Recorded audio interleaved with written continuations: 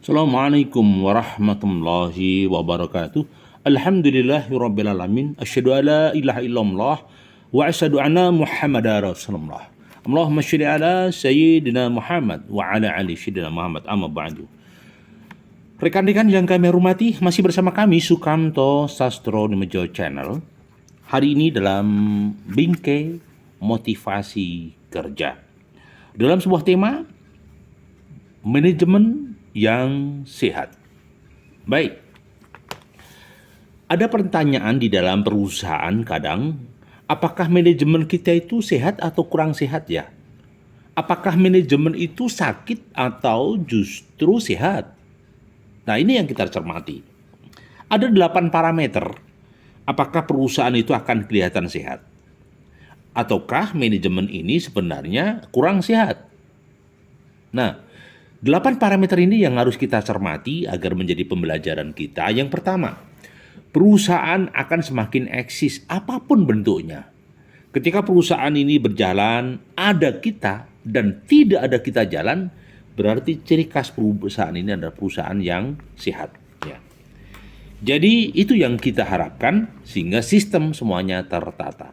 Baik, yang pertama, perusahaan yang sehat tidak bisa lepas dari SDI yang sehat, sumber daya insan, atau mungkin ada istilah sumber daya manusia. Maka ketika perusahaan itu sehat, dipastikan SDM-nya tertata, SDM-nya terstruktur, SDM-nya jelas terpantau, tentunya sesuai dengan kualifikasi masing-masing. Misalnya begini, seorang staf kasir dia harus paham misalnya akunting. Setiap akunting ya akuntansi dia harus paham juga perihal tentang akuntansi. Minimal basic pendidikan mereka adalah sarjana akuntansi atau D3 akuntansi. Sehingga paling tidak SDI capable dalam bidangnya. Kalau di dunia koperasi mungkin seorang manajer harus bersertifikasi. Ya, bersertifikasi. Ketika bersertifikasi bisa dipastikan bahwa kualitatif daripada SDI terjaga. Nah, kemudian apa lagi? SDI yang sehat itu adalah SDI yang punya basic akhlak yang baik, budi luhur, akhlakul karimah. Karena apa? Akhlak yang baik nanti menghasilkan putusan-putusan yang baik. Ya, sebaliknya SDI yang jelek, mindsetnya hanya melakukan eksploitasi kepada karyawannya, atau mungkin mindsetnya hanya mengeruk kepentingan pribadi tanpa memandang karyawannya atau orang lain, bisa dipastikan SDI ini jelek. Ya, maka saya katakan SDI inilah yang menentukan lajunya perusahaan. SDI ini juga menjadi operator sistem yang sedang dikelola. Maka saya katakan kalau SDI-nya jelek, ya sudah.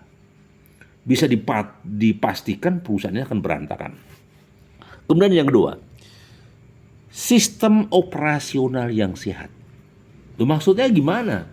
Sistem operasional itu adalah sistem delegasi antara manajer kepada staf harus sehat. Sistem operasional pemasaran, kiriman barang kepada distributor atau agen, pastikan sampai dan sehat. Sistem operasional komputerisasi yang terjadi di kantor, pastikan tidak ada masalah. Ya, pastikan tidak ada masalah. Pastikan juga wifi-nya tidak bermasalah sehingga ada komunikasi yang lancar. Maka saya katakan sistem operasional itu adalah rule, aturan operasional sistem, baik itu hardware, baik itu software, baik itu sistem tata laksana di perusahaan harus berjalan, tidak boleh terkunci. Kadangkala sistem operasional yang terkunci mengakibatkan apa? Ngadat, komunikasi nggak jalan, sistem tidak berjalan dengan baik, semua perintah-perintah tidak jalan. Ini yang menjadi masalah. Maka saya katakan sistem operasional harus sehat. Itu yang kedua. Yang ketiga, permodalan memadai. Ya. Dalam aspek lembaga keuangan, potensi modal itu potensi yang penting karena modal tersebutlah menjadi daya ungkit margin. Permodalan itu menjadi modal untuk mendapatkan profit atau keuntungan atau bagi hasil ketika melakukan sharing daripada modal. Nah, maka saya katakan bahwa memang tidak mudah ya untuk membuat sistem permodalan yang sehat. Kenapa? Karena modal yang kurang membuat perusahaan tersendat-sendat. Modal yang tidak memadai membuat perusahaan itu harus gali lubang tutup lubang. Nyantol sana dan nyantol sini. Itu yang terjadi. Maka pastikan permodalan memadai. Misalnya kita mendirikan bengkel. Berapa modal bengkel? Kita mendirikan bisnis UKM es krampul. Berapa modalnya? Oh cukup 11 juta, 12 juta. Udah jalan. Jadi saya katakan permodalan memadai bergantung usaha apa yang dibuka. Kalau misalnya sembako mungkin di desa murah. Tapi kalau swalayan itu tinggi. Jadi permodalan ini berbanding lurus dengan produk-produk yang dihasilkan. Permodalan ini berbanding lurus daripada tujuan-tujuan daripada marketing. Ya, jadi semuanya dikondisikan. Baik, yang ketiga, aturan yang pasti. Ya, setiap perusahaan harus punya aturan yang pasti. Kalau tidak pasti akan menjadi masalah dalam kehidupan. Betul, akan menjadi masalah dalam kehidupan. Karena aturannya tidak pasti. Ya. Mohon maaf saya minum.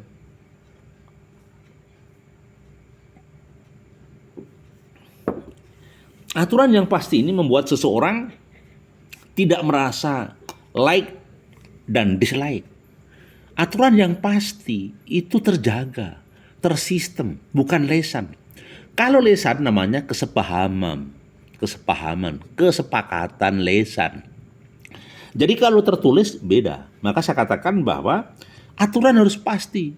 Pasti tercatat, pasti tertulis, pasti untuk dijalankan aturan tersebut, pasti tidak dilanggar, pasti tidak dikhianati.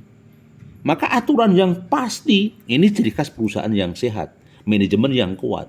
Kalau aturan tidak pasti, terserah bos, terserah manajer, ini mengakibatkan manajemen dan perusahaan tidak sehat. Ya. Kemudian jenjang karir ya, yang ada. Setiap perusahaan yang sehat pasti memikirkan jenjang karir. Pasti akan berpikir tentang jenjang karir berikutnya secara bertahap. Sehingga ketika perusahaan ini ada jenjang karir, maka orang-orang masih berharap di masa depan. Masih banyak perubahan. Gajinya tidak sebatas UMR, pasti ada lompatan. Entah 2 kali UMR, 3 kali UMR, 4 kali UMR. Akan terjadi lompatan. Karena apa? Sistemnya jelas, jenjang karirnya jelas. Misalnya dari staff bisa menjadi manajer, bisa menjadi GM. Nah, bisa juga karena pasti. Segala sesuatu ketika tidak pasti aturannya akan menimbulkan mispersepsi, akan menimbulkan oknum-oknum yang bermain kesempatan di balik kesempitan. Ya, maka saya katakan bahwa aturan yang pasti itu pasti baik. Nah, baik, yang keempat, yang kelima. Ya. Yang kelima tadi sudah ya, aturan pasti dan jenjang karir. Jadi jenjang karir itu ya pokoknya jenjang karir dari ada ini pengalaman masuk di IT, ini pengalaman masuk di bagian supervisi, ini pengalaman masuk di manajer. Jadi tentunya akan ada jenjang karir ke depan. Yang keenam adalah evaluasi yang fungsi. Karena apa? Kadang-kadang evaluasi basa-basi. Kadang apa? Evaluasi ini hanya retorika, gimmick. Maka saya katakan evaluasi itu harus pasti. Ya. Evaluasi ini ternyata anak buah kita nggak mampu, ya diganti. Atau paling nggak dimotivasi, di training agar mampu. Maka kata kuncinya target itu pasti. Margin yang ingin diraih keuntungan juga pasti. Kalau semuanya tidak pasti akan hancur. Perusahaan tidak akan jalan. Karena apa? Orang itu lebih melo nek harus mendapatkan sesuatu yang tidak pasti. Maka kepastian itulah yang menenangkan seseorang. Kepastian itulah yang menenteramkan jiwa sehingga seseorang terus beraktivitas dan gerak gitu. Baik, profit ya. Jadi setelah evaluasi fungsi, profit. Jadi atau keuntungan. Setiap perusahaan kalau pengen maju ya harus ada untung, bukan buntung. Setiap investasi yang diberikan bukan buntung, Mas, tapi untung. Ya, ingat itu. Kalau sampai buntung itu menjadi masalah baru. Menjadi masalah baru. Sekali lagi, kita harus yakinlah bahwa segala sesuatu mendapatkan keberkahan dari Tuhan. Ya, harus mendapatkan keberkahan.